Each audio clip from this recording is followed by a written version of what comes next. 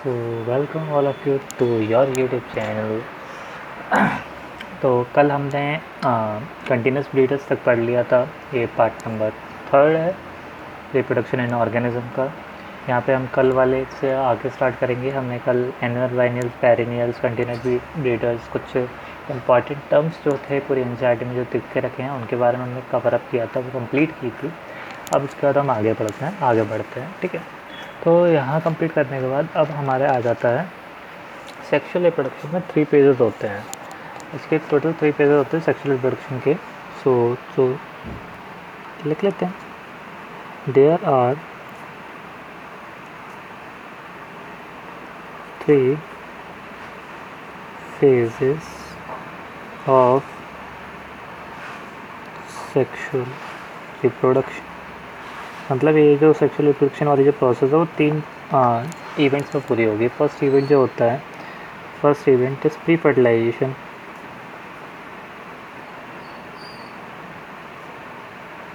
Second is fertilisation.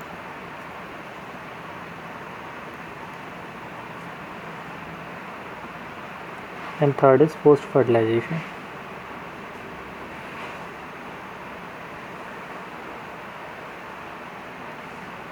So there are 3 phases of sexual reproduction: pre fertilization, fertilization, post fertilization, ठीक है।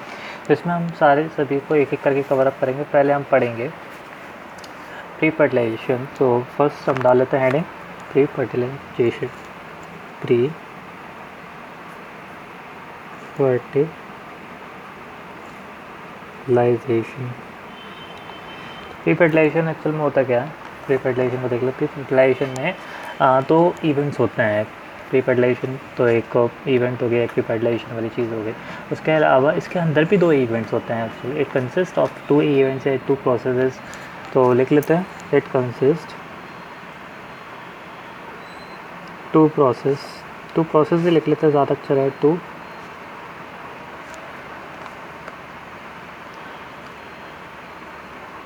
Processes, ठीक है। इसमें ए और बी डाल के लिखते हैं। फर्स्ट गैमेटोजेनेसिस या गैमेट फॉर्मेशन, एनसीईआरटी में गैमेट फॉर्मेशन देख रखा है। And second is B gamete transfer, pollination जिसको हम बोलते हैं, गैमेट ट्रांसफ़र। तो इसमें हम पहले गैमेट फॉर्मेशन पढ़ते हैं, उसके बाद हम गैमेट ट्रांसफ़र पढ़ लेंगे। तो फर्स्ट इज गैमेट फॉर्मेशन, ठीक है। तो गैमेट फॉर्मेशन में क्या होता है? फॉर्मेशन ऑफ गैमेट्स, इतना तो हमें पता है। फॉर्मेशन ऑफ गैमेट फॉर्मेशन होते हैं, गैमेटोजेनेसिस बोलते हैं इस वाली प्रोसेस को। इसमें गैमेटोजेनेसिस होती है। अब लेकिन ये गैमेट फॉर्म कहाँ से होता है, ये क्वेश्चन बनता है कि गैमेट जो है वो फॉर्म कहाँ से हो रहा है। इसके लिए कुछ है क्या, मतलब कौन सी सेल है इसके लिए जो यूज़ करते हैं। तो एक्चुअल में क्या होता है, मोस्टली सेक्सुअल रिप्रोड्यूसिंग वाले में जो डिप्लॉयड सेल्स होती हैं वही गैमेट का फॉर्मेशन करती हैं, क्योंकि वो म्यूसिस करने के बाद हैप्लॉयड सेल्स का फॉर्मेशन कर लेते हैं। मतलब जो डिप्लॉयड सेल्स हैं वो म्यूसिस करके 4 हैप्लॉयड सेल्स बना लेते हैं। अब ये जो 4 हैप्लॉयड सेल्स हैं वो जाकर वो आगे चल के गैमेट का फॉर्मेशन करेंगी। तो देख लेते हैं। सो द डिप्लॉयड सेल्स, ये कह सकते हैं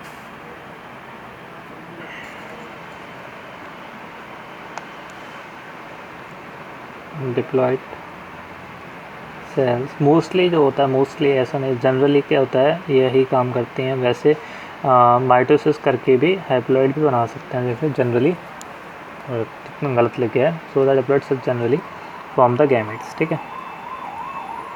और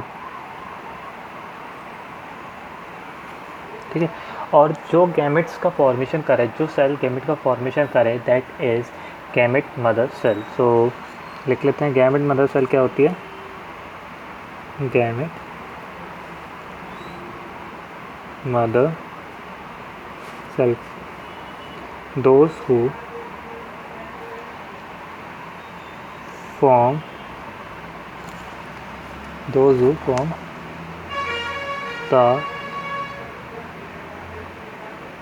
गैमेट्स, ठीक है। तो वो सेल, दो सेल्स, ऐसे कर सकता है, दो cells who form the gametes is gamete mother sales.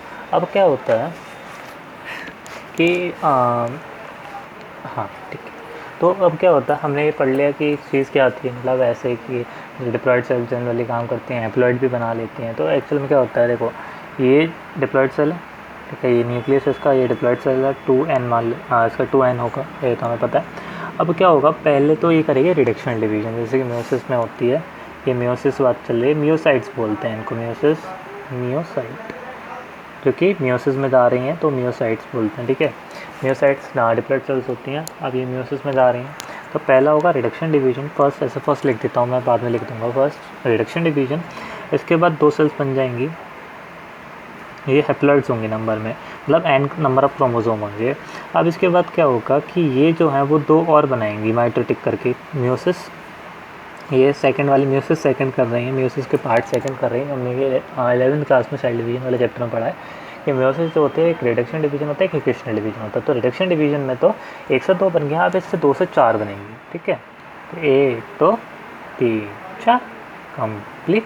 तो n सारे के सारे हैप्लॉइड्स होंगे, ये बात सही है एकदम।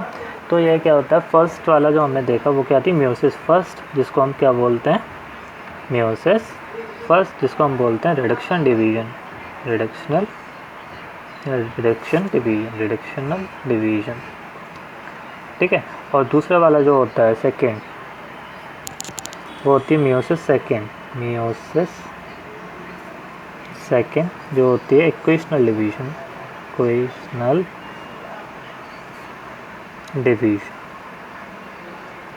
ठीक है। इतना समझ में आ गया कि यहाँ पे म्योसाइट जो थी,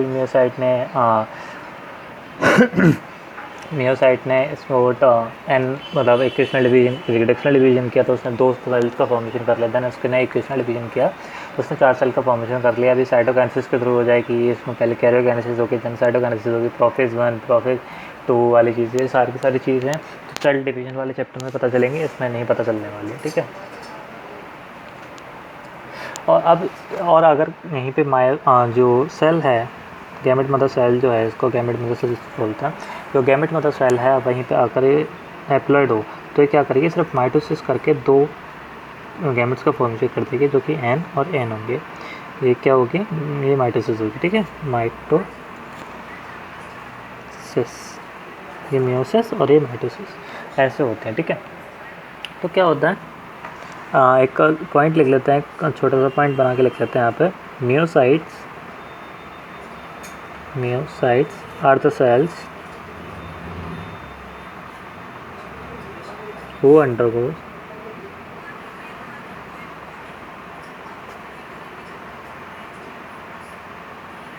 who participate and undergoes in formation of gametes, ठीक है, in formation of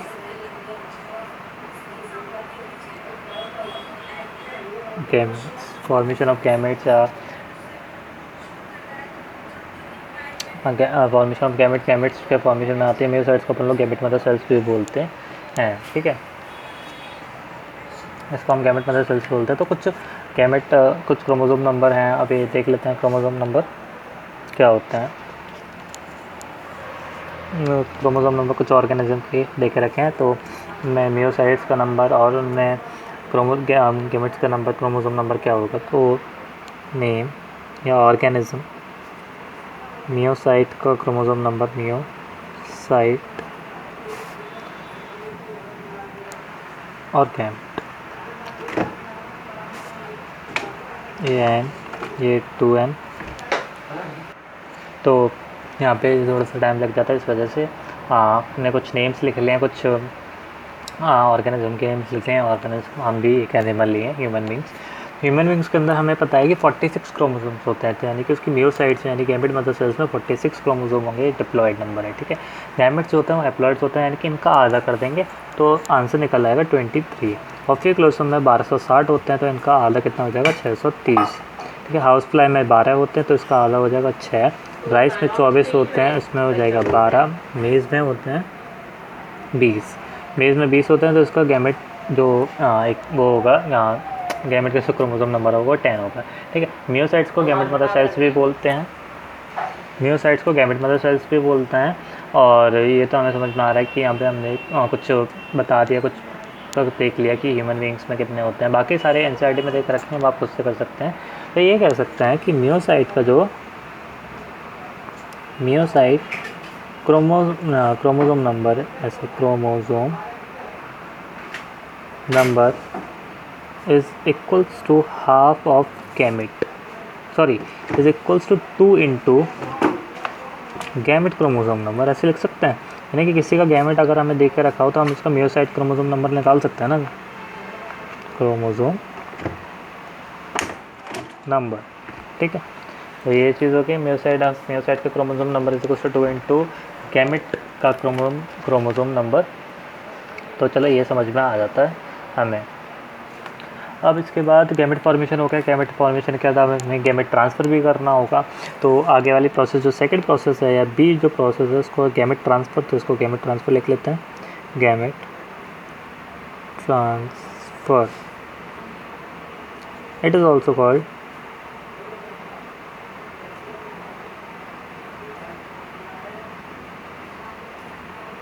क्या बोलेंगे तो pollination. It is also known as pollination. इसको हम लोग पॉलिनेशन बोलते हैं, या पॉलिनेशन भी बोलते हैं, पॉलिनेशन बोलते हैं, कुछ भी मान सकते हो, ठीक है, कोई ज़्यादा वो है नहीं है।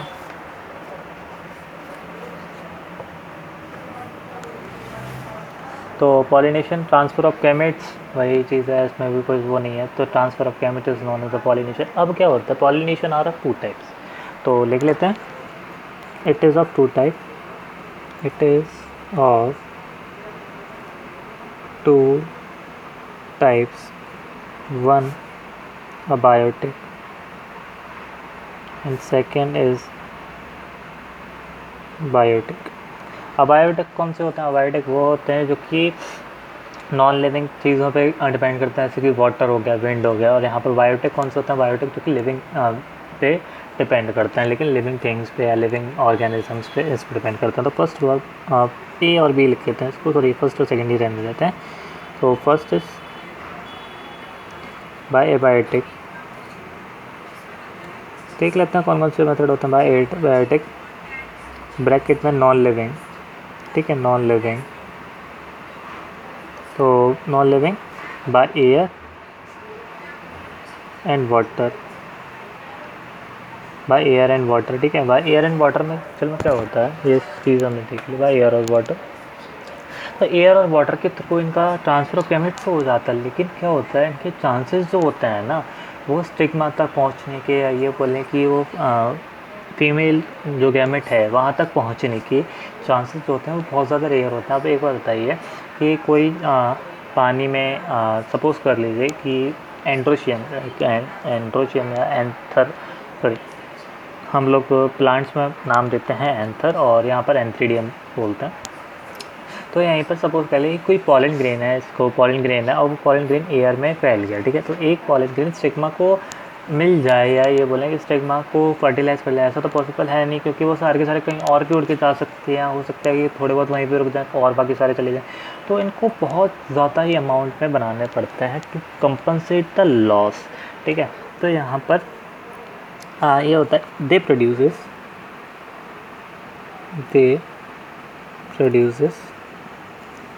a large number of gamete, they produces a large number of gamete to compensate the external loss, to compensate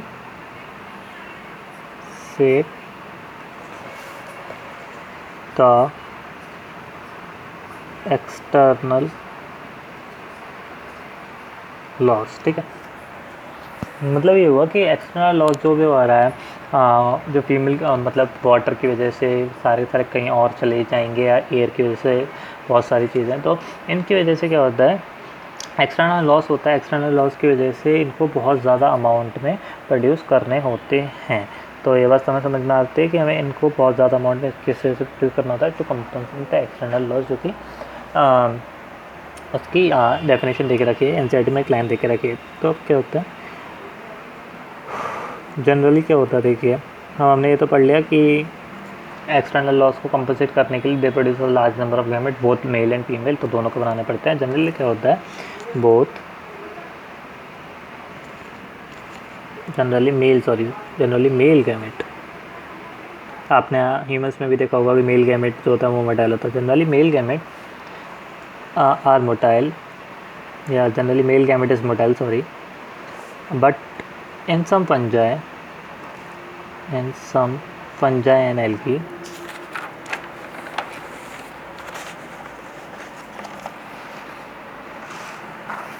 but in some fungi and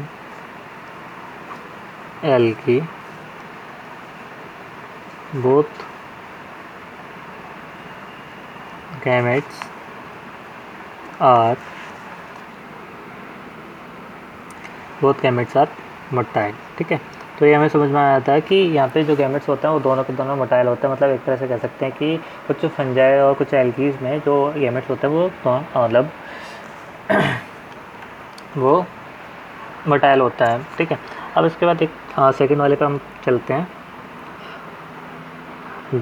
second वाला जो पार्ट है, सेकंड वाले पे आते हैं, बायोटिक। यहाँ पे इतना ये ख़त्म हो गया यहाँ पर। अब इसके बाद बायोटिक पे आ जाते हैं। तो इसको पहले लिख लेते हैं, सॉरी। इसमें living things, by living things या लिविंग नेचर का होता है। ये क्या होगा?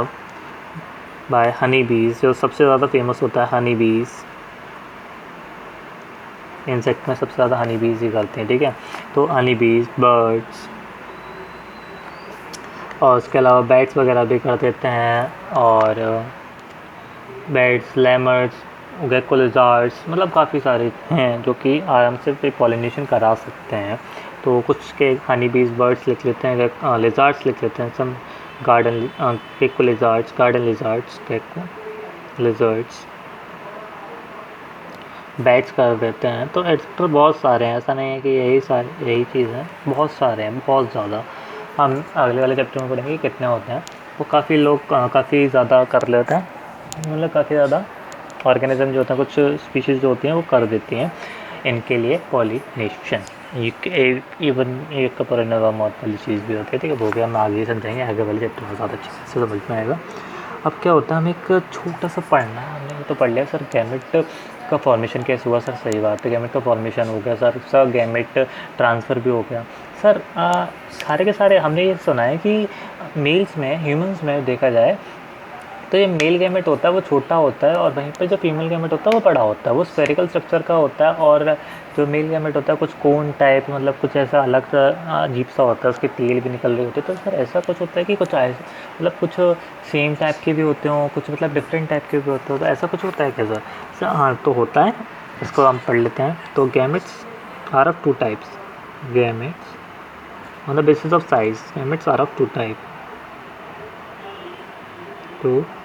On the basis of size. ठीक है, तो उसको लिख लेते हैं ऑन द बेसिस ऑफ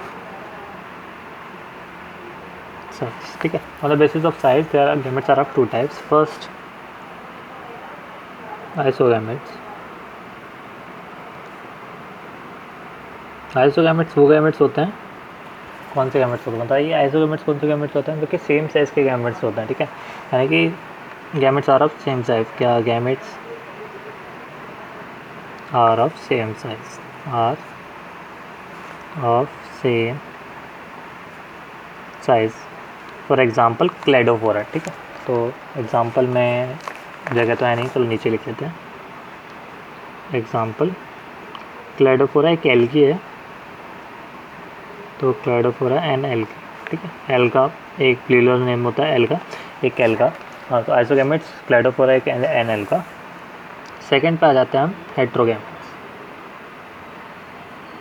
आइसोगैमेट्स को हम लोग होमोगैमेट्स भी नाम देते हैं। ठीक है, और होमोगैमेट्स। ठीक है, तो heterogametes, gametes are of different size, जो कि हमारे अंदर भी होता है। Gametes are of different sizes. Example में ह्यूमंस ले लो। ह्यूमंस में स्पर्म एंड, मैं बोला था अभी जैसे कि हाँ, ह्यूमंस में जो स्पर्म होता है वो अलग डिफरेंट स्ट्रक्चर का होता है, और जो ओवा होता है वो राउंड राउंड स्फेरिकल स्ट्रक्चर का होता है। ह्यूमंस हो गया। उसके अलावा फ्यूकस, वो भी एक एल्गी है, NL का, ठीक है, वो भी एक एल्गी है, तो उसके भी डिफरेंस होते हैं गैमेट्स, मतलब उनके डिफरेंट होते हैं। और कोई मार्केंशिया कारा में भी आपको ये देखने के लिए मिल जाएगा। मार्केंशिया कारा की एक अजीब सी दास्तान है, पहले पढ़ लेते हैं उसको। मार्केंशिया और कारा। मार्केंशिया तो एक मॉस है, एक ब्रायोफाइट्स में है, और कारा एक एल्गी, ठीक है। कारा एल्गी है सर, हाँ यहाँ तक है मुझे जितना याद आ रहा है। कारा मैं आपको कल बताऊंगा कि कारा एक्चुअल में है क्या, कारा एल्गी है या ब्रायोफाइट्स, मतलब इसके किस किंगडम में आती है वो चीज़ मैं बताता हूँ। तो मार्केंशिया के अंदर हमने एक स्टार पॉइंट पढ़ना है। ये क्या है ना, एक्चुअल में उसमें देख रखा है मार्केंशिया का डायग्राम में, एनसीईआरटी के डायग्राम में मार्केंशिया के बारे में कुछ देख रखा है। तो मार्केशिया सबसे पहले तो क्या होता है, वो डाइशियस होता है। मैंने डाइशियस पहले भी पढ़ लिया था। मार्केशिया इज डाइशियस, हमने पहले भी पढ़ लिया था। डाइशियस होता क्या है, डाइशियस OUS। हाँ, तो मार्केशिया जो होता है वो डाइशियस होता है। डाइशियस मतलब male and female gamete are on same plant, male and female gamete या sex organ are on same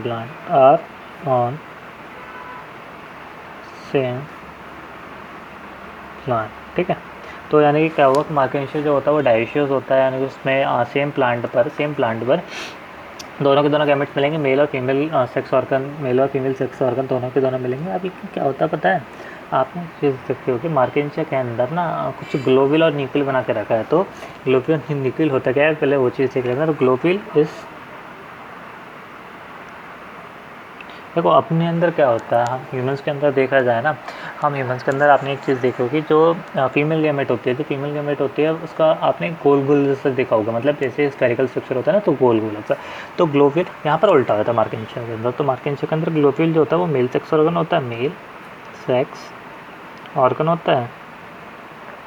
और नुकीला ऐसे याद कर सकते हैं, नुकीला यहाँ पे उल्टा हो जाता है ना, फीमेल सेक्स ऑर्गन हो जाता है समझ के। तो इसको ऐसे याद कर सकते हैं कि जो ग्लोब्यूल है वो गोला गोला सा फीमेल, ह्यूमंस के अंदर एक्चुअल में क्या होता है, ह्यूमंस के अंदर अगर देखिए मेल सेक्स अगर गैमेट देखा जाता है तो न्यूक्लियल से होता है, मतलब न्यूक्लियल से होता है। आपने देखा वो कोन टाइप एक्रोसोम जो होता है वो कोन टाइप होता है, कोनिकल स्ट्रक्चर होता है, तो उसको न्यूक्लियल से बोलता है न्यूक्लियड, ठीक है। तो न्यूक्लियल, और यहाँ पर क्या, यहाँ पे हो जाता है उल्टा, ठीक है। तो न्यूक्लियल जो होता है फीमेल सेक्स के लिए, फीमेल सेक्स ऑर्गन के लिए यूज़ किया जाता है। ग्लोब्यूल जो होता है वो मेल सेक्स ऑर्गन के लिए यूज़ किया जाता है। सॉरी, ये वाला पार्ट जो थोड़ा सा गलत हो गया, मेरे को लग रहा था मैंने कुछ ना कुछ तो गलत पढ़ा रहा हूँ मैं, मेरे को लग रहा था, तो मैंने अभी चेक किया है, तो उसमें मेरे को ये चीज़ मेरे को पता चला कि मैंने गलत बताया है, ठीक है। तो उसके लिए सॉरी फॉर दिस। प्लीज़ यहाँ पे स्पीड को एंड मत करना, थोड़ी सी और है, देख लेना आगे। सॉरी फॉर दिस, मेरे से गलती हुई उसके लिए। तो ये ना देख रखा है एनसीईआरटी में, एक डायग्राम देख रखा है मार्केशिया और किसका, कारा का। तो कारा जो होता है ना वो मोनोशियस होता है, ठीक है। कारा CM से याद रख सकते हैं, कारा मोनोशियस होता है, मोनोशियस होता है, और इसको हम यूनिसेक्सुअल पे बोलते हैं, ठीक है, यूनिसेक्सुअल पे बोलते हैं। तो इसमें क्या होता है यूनिसेक्सुअल, और इसका तो मतलब समझ में आ गया होगा कि male and female both sex, और male and female both sex organ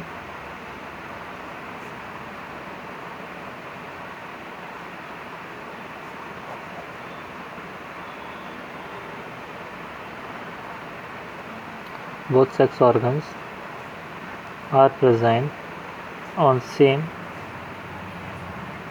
plant body, ठीक है। यहाँ पे होमोथेलिक आएगा क्योंकि यूनिसेक्सुअल जो होता है वो एनिमल्स के लिए यूज़ करता है। तो मोनोशियस और homothallic, male and female sex organ, both sex organ, male and female both sex organs are present होना सेम प्लांट बॉडी। यहीं पर जो होता है वो न्यूक्लियल और ग्लोब्यूल वाली चीज़ होती है, न्यूक्लियल और ग्लोब्यूल वाली। तो न्यूक्लियल और ग्लोब्यूल में बता देते हैं कैसे होता है। न्यूक्लियल एक्चुअल में वो ऐसे कुछ होता है न्यूक्लियर टाइप, ठीक है। ऐसे, और ग्लोब्यूल जो होता है वो सब गोल गोल सा होता है, गोलू गोलू, ठीक है, ऐसे होता है ग्लोब्यूल। तो न्यूक्लियल जो होता है वो एक्चुअल में फीमेल सेक्स ऑर्गन है, फीमेल सेक्स ऑर्गन है, और जो ग्लोब्यूल है वो मेल सेक्स ऑर्गन है, ठीक है। इसको याद कैसे कर सकते हैं, मैं जैसे अभी बताया था इससे पहले थोड़ा सा, इससे पहले मैं क्या बताया था, जो इन ह्यूमंस जो ओवा होता है ना, ओवा वो स्फेरिकल होता है, राउंड होता है, ठीक है, वो गोला होता है एक तरह से, इसको इंग्लिश वाली हिंदी है गोला, तो इससे ग्लोब्यूल याद रख सकते हैं, लेकिन यहाँ पर उल्टा हो जाता है तो इसके ग्लोब्यूल का न्यूक्लियल हो जाता है, ठीक है। और ये मेल स्पर्म जो होता है ना, मेल स्पर्म वो न्यूक्लियल होता है, ठीक है, और नुकीला नुकीला से होता है, नुकीला, ऐसे नुकीला, वो नुकीला न्यूक्लियल कर सकते हैं इसको, लेकिन यहाँ पर उल्टा हो जाता है, इसको हो जाता है ग्लोब्यूल, ठीक है, ऐसे याद कर सकते हैं, ग्लोब्यूल इन कारा, और ये इन कारा, ठीक है। तो कारा में ये चीज़ उल्टी हो जाती है। अब मार्केंशिया की बात कर लेते हैं, मार्केंशिया वाली चीज़ भी है, तो मार्केंशिया का भी कुछ अलग ही चल रहा है, इस वजह से इसके बारे में बात करनी पड़ेगी। तो second star point is Marchantia, sorry Marchantia में क्या होता है, इनमें फीमेल जो ये जो होता है, पहले होता है डाइशियस होता है, डाइशियस, और ये बोल सकते हैं हेट्रोथैलिक होता है, हेट्रोथैलिक मतलब बोथ सेक्स ऑर्गन्स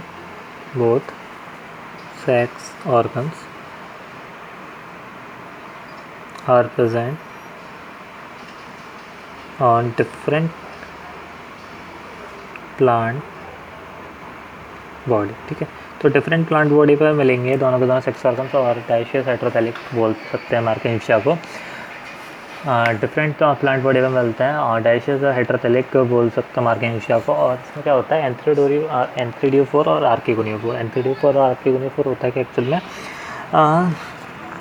जनरली क्या होता है, देखो जनरली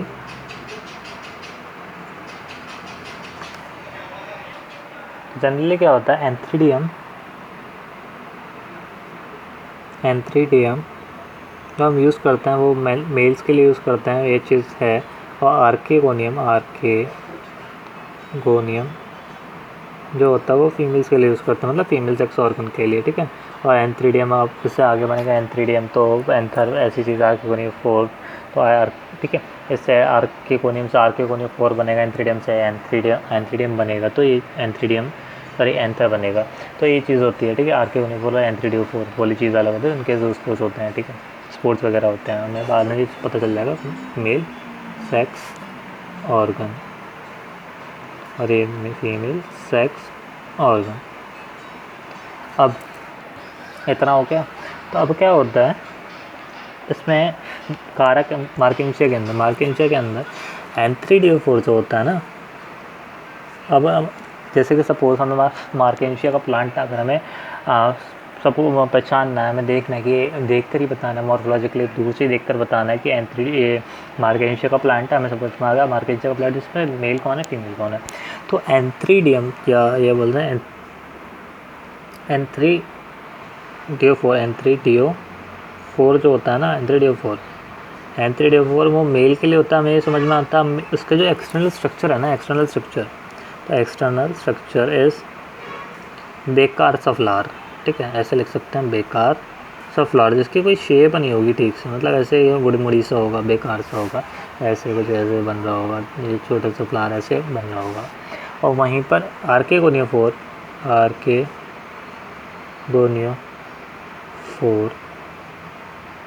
ये फीमेल्स के लिए, फीमेल जो होते हैं ना वो सवर के रहते हैं, एकदम मस्त, अच्छी क्यूट से दिखती हैं, या बोलें कि गुड लुकिंग होती हैं, हम लड़के नहीं होते। तो इसमें होता है अच्छा फ्लावर, अच्छा या गुड लुकिंग फ्लावर, ठीक है। तो इसमें क्या फ्लावर की ऐसी शेप होगी, प्रॉपर शेप, ऐसे ऐसे ऐसे, अरे तेरी ऐसे,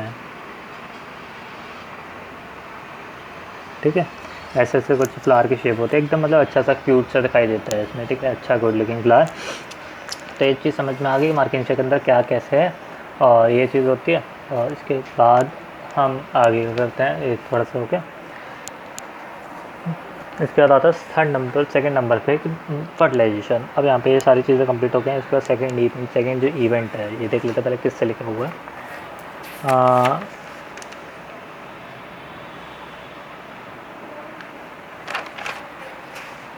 second event is fertilisation.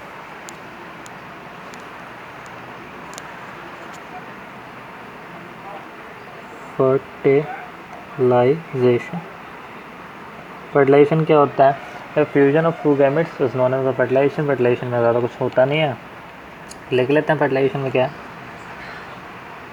Fusion of two different gametes, ठीक है, two different gametes from opposite sex या from opposite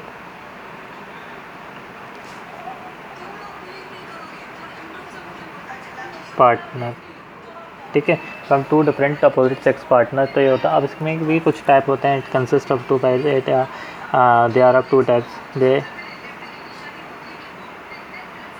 they are of two types, ठीक है। इट कंसिस्ट ऑफ टू, नहीं, they are of two types. एक होता है, first होता है self fertilisation,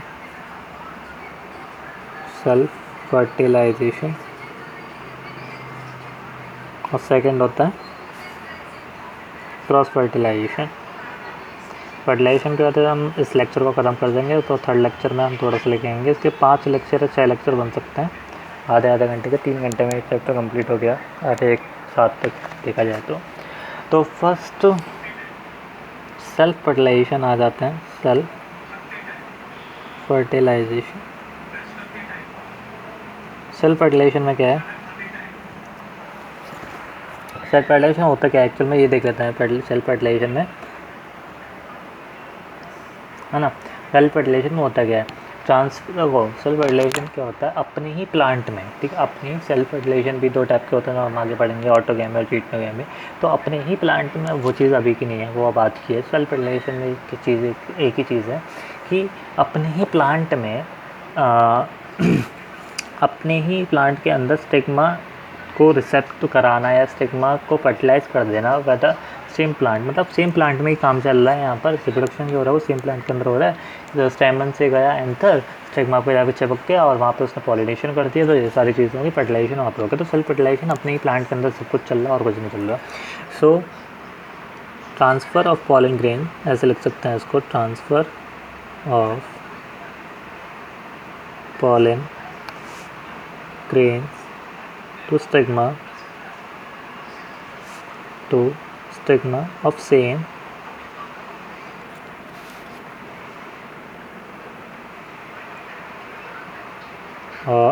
of same flower in same plant of same flower और in same plant, ठीक है, और in same plant। इसके जो एग्जांपल हैं वो दे के रखे हैं, वो जो एनसीईआरटी में दे के रखे हैं वो है पीज, ठीक है, पीज होता है और इट्स वेरी इजी, ठीक है। तो एक चीज़ है कि ये वेरी इजी होता है, बहुत इजीली हो जाता है, इट इज़ वेरी इजी। अगर हमें अगर हमें टेस्टोगैमस फ्लावर मिल जाता है, यानी कि जो फ्लावर कभी ओपन ना हो, उसकी वर्ड ओपन ना हो, तो वो अगर फ्लावर मिल जाता है, self fertilization is a very easy process. So it is very easy process. अब क्या होता है, ये जनरली मोनोशियस में होता है, ठीक है, कॉमन इन मोनोशियस, यानी कि कॉमन इन मोनोशियस। सही लिख रहा हूँ ना? हाँ सही लिख रहा हूँ, मोनोशियस मतलब एक ही प्लांट पे होमोथैलिक पे। अब क्या होता है, अगर एक ही प्लांट पे दोनों सेक्स ऑर्गन प्रेजेंट होंगे ना, तो ये ज़्यादा इजी हो जाएगी, क्यों नहीं हो जाएगा? तो common in monoecious homothallic plants पे होता है। अब second is cross fertilization. Fertilization बच्चों, तो अब हम पढ़ेंगे क्रॉस फर्टिलाइजेशन। तो ट्रांसफ़र ऑफ pollen grains, अजीब सी लगी होने मेरे पास। तो transfer of pollen grains from stigma, हाय हाय, from anther to stigma, sorry from anther to stigma on different plant या of different plant of different flower of different plant of different plant. चलो प्लांट एग्जांपल्स में क्या ले लें sir, बताइए, कुछ तो बताइए सर। एग्जांपल एनसीईआरटी में नहीं लिख रहा तो छोड़ते हैं, ठीक है। इसके एग्जांपल्स आने चाहिए तो हम आगे पढ़ेंगे। क्रॉस फर्टिलाइजेशन में भी कुछ एग्जांपल्स होते हैं और ये हम पढ़ेंगे बाद में। कॉमन एंड ये थोड़ा सा टिपिकल होता है, जैसे कि हमने पढ़ा था फर्टिलाइजेशन से पहले एक गैमेट ट्रांसफ़र वाली प्रोसेस होती है। तो गैमेट ट्रांसफ़र में इनको काफ़ी ज़्यादा बढ़ाने पड़ते हैं। इनका भी क्रॉस फर्टिलाइजेशन वालों का सीधे सीधे हमें समझ में आता है कि या तो सेल्फ या तो एयर के थ्रू होगा, मतलब या तो बायोटेक होगा या तो बायोटेक होकर बायोटेक होता है तो इनको कम नंबर ऑफ़ गैमेट्स बनाने पड़ेंगे। लेकिन अगर बायोटेक होता तो उनको बहुत ज़्यादा नंबर ऑफ़ गैमेट्स बनाना है। थोड़ी सी टफ प्रोसेस है, रिलेटिवली टफ है, बट ठीक है, हम जैसे भी वो कर पा रहे हैं उनकी मर्ज़ी है। एंड कॉमन इन डाइशियस या हेटेरोथैलिक डायोशियस या हेटेरोथैलिक प्लांट्स लिख सकते हैं, हेटेरोथैलिक्स में होती है, ठीक है। और ये क्या होता है, अभी हमने सब फर्टिलाइजेशन पढ़ लिया। Fertilization is the most critical event, क्योंकि फर्टिलाइजेशन बहुत ज़्यादा ज़रूरी होता है। विदाउट फर्टिलाइजेशन कुछ नहीं हो सकता आगे चल के। और फर्टिलाइजेशन का सिनगैमी भी बोलते हैं। तो मोस्ट स्टार पॉइंट बना के लिखेंगे, most critical event in sexual reproduction. In full sexual reproduction is the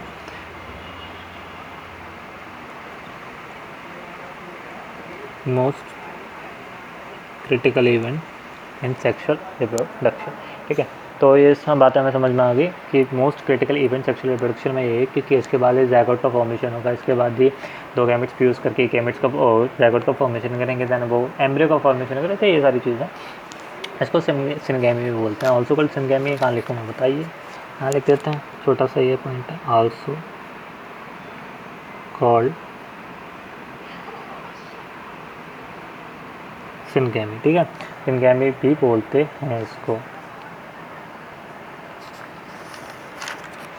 ठीक है। तो सेल्फ फर्टिलाइजेशन क्रॉस फर्टिलाइजेशन हमें समझ में आ गया। अब क्या होता है, एक ये एनसीईआरटी में आपको देकर रखा है, कि बहुत ज़्यादा इम्पॉर्टेंट है। तो फर्टिलाइजेशन दो टाइप से होती है। इट अकर्स ऑफ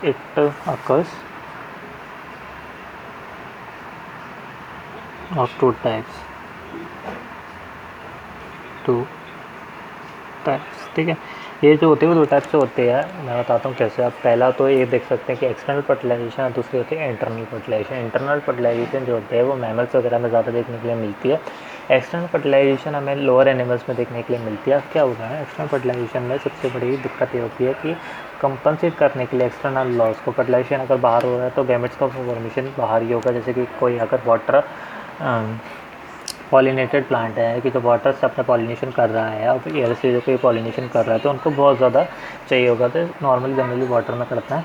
तो जैसे ब्रायोफाइट्स हो गए, एल्गीज वगैरह हो गए, फंजाइज हो गए, तो ये क्या करती थी, ये वाटर में ज़्यादातर पॉलिनेशन करती थी। वाटर में इनका फर्टिलाइजेशन होता था। तो वाटर में क्या होता था, अब वाटर इनको एज अ ट्रांसपोर्टिंग मीडियम लेते थे, और वाटर एक ट्रांसपोर्टिंग मीडियम लेते थे, जिसकी वजह से इनको बहुत ज़्यादा अमाउंट में गैमेट्स का प्रोडक्शन करना पड़ता था। जिससे कि कहीं ना कहीं तो फर्टिलाइजेशन हो ही जाए ना, ऐसा ज़रूर, मतलब ऐसा कि वो रोकें ना या ऐसा कुछ ना हो कि बेकार हो जाए जैसे चीज़ें। तो उनको बहुत ज़्यादा अमाउंट में प्रोडक्शन करना पड़ता था किस चीज़ का, गैमेट्स का। तो it are of two types. First A external fertilisation,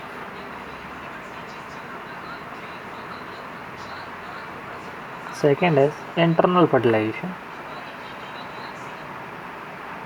internal fertilization। तो एक्सटर्नल फर्टिलाइजेशन पहले पढ़ लेते हैं। External fertilization, fertilization in the outside medium, fertilization in the external medium, sorry बच्चों, external medium, fertilization in the external medium, और ये लिख सकते हैं outside the plant body, outside the body, मतलब प्लांट बॉडी नहीं, यहाँ पे एनिमल्स की भी बात चले, ऑर्गेनिज्म का, तो यहाँ पे प्लांट एनिमल्स की भी बात चले तो आउटसाइड द बॉडी ये लिख सकते हैं हम, ठीक है। तो फर्टिलाइजेशन क्या होता है, आउटसाइड द बॉडी हो रहा है। जनरली क्या होता है, अब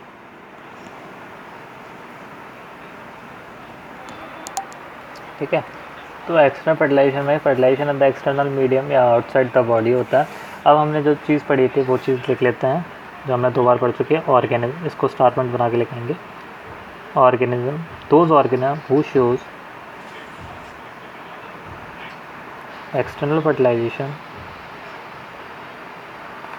external fertilization show great synchrony, organism who shows external fertilization show great synchrony between sexes, ये लाइन लिखी हुई है एनसीईआरटी में, and release a large number of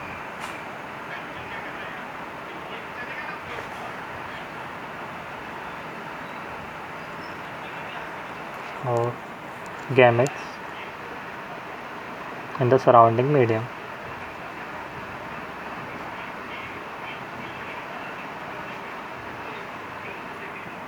In the surrounding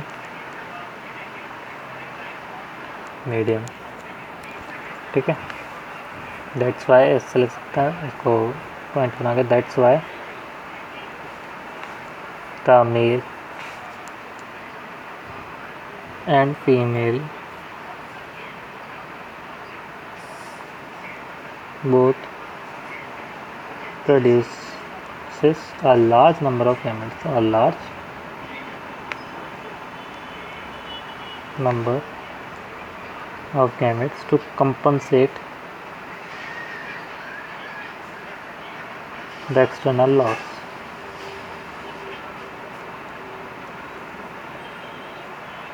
ठीक है, मतलब ये हुआ है इसका पूरे का organism who shows external fertilization, मतलब ये होता है कि जो एक्सटर्नल फर्टिलाइजेशन शो कर रहे हैं, जो ऑर्गेनिज्म एक्सटर्नल फर्टिलाइजेशन शो कर रहे हैं, show great Synchrony between sexes, मतलब क्या होता है उनके सेक्सेस में और ग्रेट सिंक्रोनी होती है, मतलब एक तरह से कह सकते हो कि पता ही नहीं कि हो पाएगा कि नहीं हो पाएगा, and release a large number of gametes. तो क्या करता है, ये क्या होता है, ये बहुत ज़्यादा नंबर में गैमेट्स का फॉर्मेशन करता है टू इंश्योर द फर्टिलाइजेशन, की फर्टिलाइजेशन हो जाए, मतलब कैसे भी करके इंश्योर द फर्टिलाइजेशन हो जाए सराउंडिंग मीडियम में, अपने इतना ज़्यादा गैमेट्स का फॉर्मेशन करते हैं, इतना ज़्यादा गैमेट्स का फॉर्मेशन करते हैं कि उनके सराउंडिंग मीडियम में सारे के सारे गैमेट्स फैल जाते हैं, तो टू इंश्योर द पॉलिनेशन या इंश्योर द फर्टिलाइजेशन, खत्म बात, ये चीज़ होती है इसकी पूरी की। सेकेंड इज इंटरनल फर्टिलाइजेशन, थोड़ा सा रह गया, इंटरनल फर्टिलाइजेशन, ठीक है। तो इंटरनल फर्टिलाइजेशन क्या होता है ये देख लेते हैं। Internal fertilization inside the body या फर्टिलाइजेशन इनसाइड द बॉडी, सिर्फ इनसाइड द बॉडी, ठीक।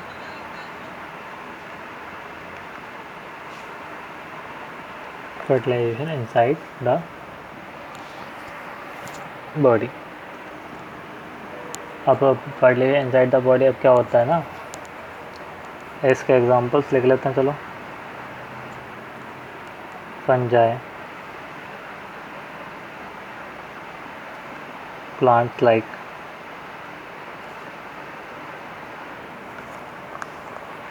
ब्रायो, pterido, gymno,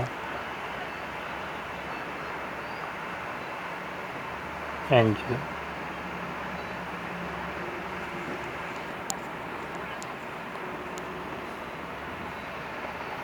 and in some animals also, and in some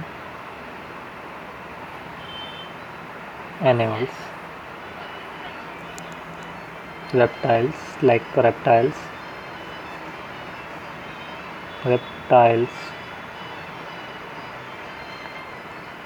birds and mammals.